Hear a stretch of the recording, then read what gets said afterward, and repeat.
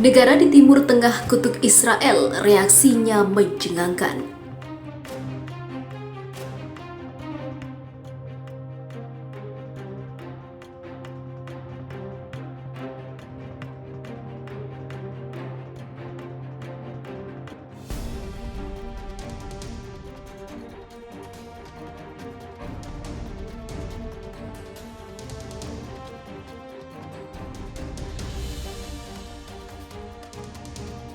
Sejumlah negara Timur Tengah mengecam aksi penggalian bawah tanah oleh Israel di kompleks Masjid Al-Aqsa, Yerusalem. Hal itu dianggap telah melanggar perjanjian yang berlaku. Dilansir dari Anadolu Agency pada Rabu 13 Januari 2021, Kementerian Luar Negeri dan Ekspatriat Palestina meminta Dewan Keamanan PBB untuk bersama menghentikan penggalian bawah tanah Israel di kompleks Masjid Al-Aqsa. Kementerian mengutuk keras penggalian itu dan menganggapnya penggalian dari rencana Israel itu untuk melakukan Yahudisasi terhadap Masjid Al-Aqsa. Mereka juga sangat prihatin dengan pekerjaan penggalian yang sedang berlangsung di alun-alun Al-Burak dan dekat jembatan Mughrabi, dinding barat Al-Aqsa. Selain itu, pemerintah Yordania juga turut menegaskan bahwa Israel harus segera menghentikan penggaliannya di tembok Al-Burak.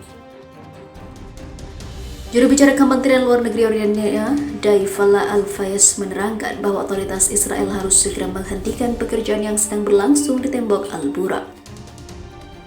Pemerintah Amerika, maksudnya pemerintah Arab Saudi, juga turut mengecam keras keputusan Israel untuk penggalian bawah tanah yang dilakukan di bawah Masjid Al-Aqsa. Kementerian Luar Negeri Arab Saudi menganggap sebagai pelanggaran baru terhadap keputusan legitimasi internasional, ancaman bagi perdamaian dan juga merusak upaya solusi dua negara. Senada dengan Arab Saudi, Mesir juga mengutuk perlakuan Israel merupakan sebuah pelanggaran baru terhadap keputusan hukum internasional. Negara itu juga mengungkapkan keprihatinan besar tentang akibat dari langkah-langkah berulang ini yang merusak peluang solusi dua negara pada saat berbagai pihak internasional melakukan upaya tak henti-hentinya untuk menghidupkan kembali jalur negosiasi antara Palestina dan juga Israel. Sementara itu, kebelet ingin diakui, Israel kerahkan buzzer buat merayu Timur Tengah. Israel dilaporkan telah membentuk sebuah tim kecil yang berbasis di Kementerian Luar Negeri. Misi mereka adalah menggunakan media sosial untuk meyakinkan orang-orang Arab untuk mengakui negara Yahudi itu. Tim ini mempelopori kampanye berbahasa Arab melalui platform seperti Facebook, Twitter, dan Instagram sebagai bagian dari upaya diplomatik multicabang guna memenangkan pengakuan populer di Timur Tengah. Tetapi mengubah permusuhan selama beberapa dekade bukanlah hal yang mudah. Meskipun Israel dalam beberapa bulan terakhir telah mendapatkan kesepakatan penting yang ditengahi Washington dengan ataupun pemerintah Uni Emirat Arab, Bahrain, Sudan, dan juga Maroko.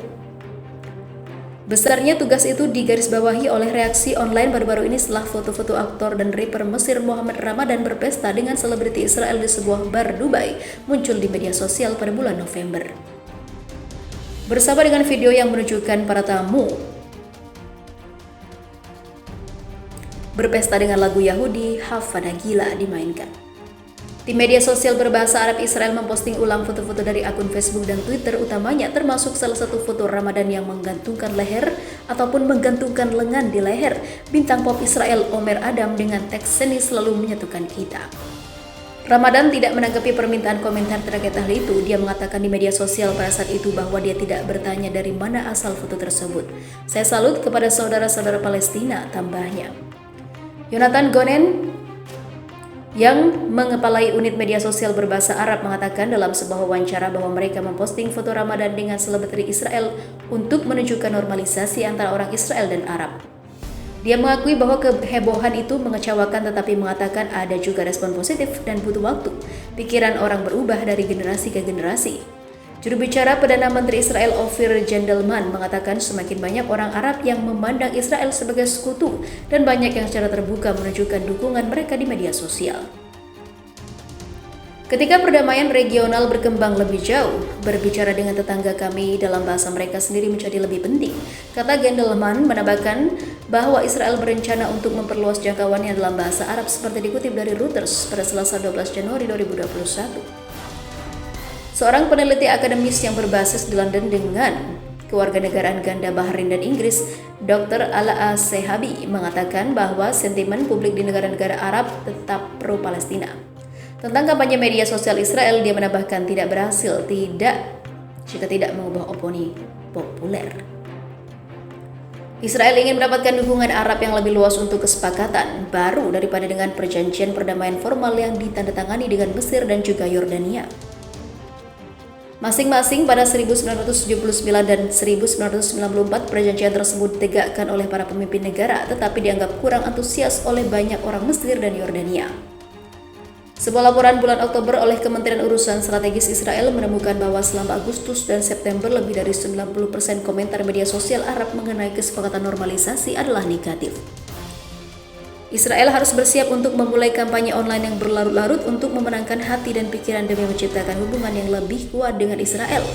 Menurut ringkasan rinci dari laporan ataupun yang dibagikan kepada Reuters oleh kementerian itu. Seorang pejabat kementerian mengatakan bahwa pada bulan Januari tingkat komentar negatif telah turun menjadi 75%. 10 anggota tim berbahasa Arab Kementerian Luar Negeri Israel itu terdiri dari orang Yahudi dan juga orang Arab. Dengan pesan seperti salam shalom, kata Arab dan Ibrani untuk perdamaian, kampanye tersebut sangat menonjolkan apa yang Gonen sebut sebagai konten lembut, seperti musik, makanan, dan juga olahraga. Tim itu juga memposting tentang musuh Israel seperti Iran, Hamas, dan juga Hizbullah. Didirikan pada tahun 2011, unit berbahasa Arab tersebut secara signifikan meningkatkan aktivitasnya sejak akhir musim panas ketika berita tentang kesepakatan pertama dipublikasikan. Tim itu saat ini menerbitkan hingga 700 atau lebih postingan di media sosial selama sebulan, sekitar 15% hingga 20% lebih banyak daripada sebelum kesepakatan, kata Gonen. Selama kunjungan baru-baru ini ke Dubai, anggota tim Lorena Hatib memposting ke Twitter foto dirinya di luar ruangan dengan bendera Israel menutupi punggungnya.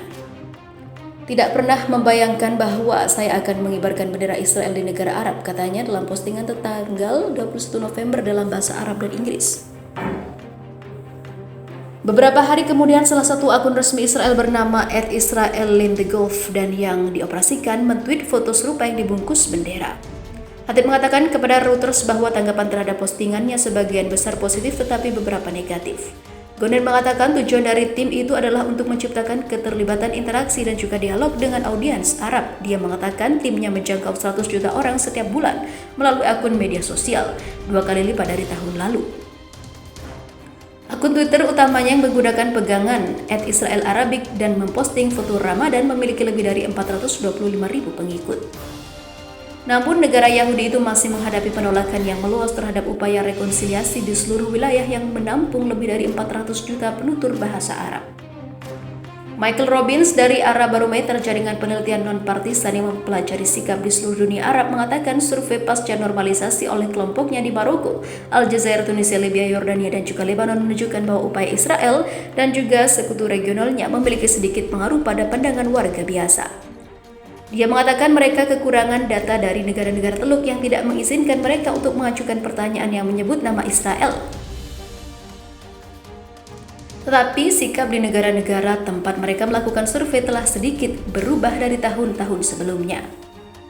Secara keseluruhan hasil ini menunjukkan bahwa Israel untuk memenangkan hati dan pikiran sudah gagal. Beberapa warga Arab tanpa memandang usia atau geografi memiliki pandangan positif terhadap Israel, kata Robbins.